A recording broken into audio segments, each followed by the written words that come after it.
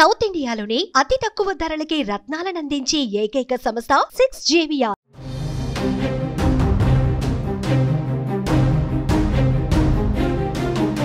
భారీ వర్షాలు అతలాకుతలం చేస్తున్నాయి.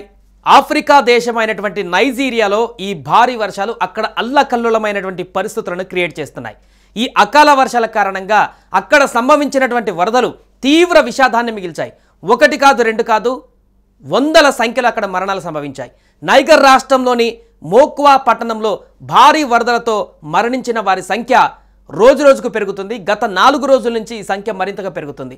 దాదాపుగా ఇప్పుడు వస్తున్నటువంటి అంచనాల ప్రకారం ప్రభుత్వం అక్కడ ఉన్నటువంటి ప్రభుత్వం గుర్తించిన డెడ్ బాడీస్ 200 ఉంటే గల్లంతైనటువంటి వారి సంఖ్య 500. మొత్తం 700 మంది ఈ వరదల వల్ల ప్రాణాలు కోల్పోయినట్లుగా ఒక అంచనా బయటికి రావడం సంచలనంగా మారింది.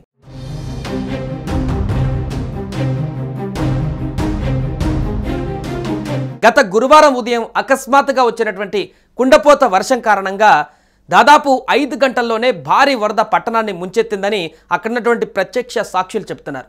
ఈ వరదలకు ఇప్పటి వరకు 200 మందికి పైగా మృతదేహాలను గుర్తించారు.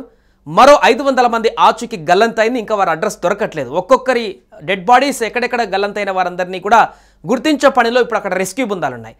వారంతా వరదల్లో కొట్టుకుపోయి ప్రాణాలు కోల్పోయి ఉంటారనేటువంటి అంచనా అధికారులు వేస్తున్నారు. ఎందుకంటే అక్కడి నుంచే ఒక్కొక్క మృతదేహాలు ఇప్పుడు బయటకు వస్తున్నాయి. గల్లంతైనటువంటి వారిలో ఎవరు సజీవంగా ఉండే అవకాశం లేనందున సహాయక చర్యలు నిలిపివేస్తున్నట్లుగా కూడా స్థానిక అధికారి మూసా కాంబోకు విలేకరులకు అక్కడున్నటువంటి స్థానిక విలేకరులకు కూడా ఆయన చెప్పడం జరిగింది.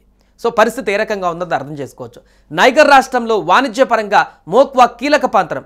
ఇక్కడ భారీ ఎత్తున క్రయ విక్రయాలు జరుగుతుంటాయి. ముఖ్యంగా రైతులు తమ పంట ఉత్పత్తులను అమ్ముకోవడానికి ఇక్కడికి భారీగా వస్తుంటారు. నిత్యం రద్దీగా ఉండేటువంటి ఈ ప్రాంతాన్ని అకస్మాత్తుగా వరదలు ముంచెత్తడంతో ప్రాణ నష్టం అధికంగా ఉన్నట్లు అధికారులు చెబుతున్నారు. పట్టణానికి రాకపోకలు సాగించే 2 రోడ్లు 2 బ్రిడ్జిలు పూర్తిగా ధ్వంసమయ్యాయన్నారు. ఇక ఈ వరదలకు వేలాది మంది నిరాశ్రయులయ్యారు. వందలాది ఇళ్లు నేల కొట్టుకుపోయాయి. 3000కు పైగా ఇళ్లు పూర్తిగా ధ్వంసమైనట్టుగా ప్రస్తుతం సమాచారం అందుతుంది. ఇంకా అనేక మంది అక్కడ గాయాల పాలైనటువంటి వారి సందర్భం కూడా ఉంది. సుమారుగా 70 సంవత్సరాలలో ఇంత భారీ వరదలు అక్కడ ఎప్పుడు కూడా రాలేదంటూ కూడా స్థానికులు చెబుతున్నారు. ఇంత భారీ విపత్తు నేపథ్యంలో నైజీరియాలో ఉన్నటువంటి మోక్వా పట్టణం ఇప్పుడు అల్లకల్లోలంగా కనిపిస్తున్నటువంటి దృశ్యాలు ప్రజలందరినీ కూడా భయభ్రాంతులకు గురి చేస్తున్నాయి.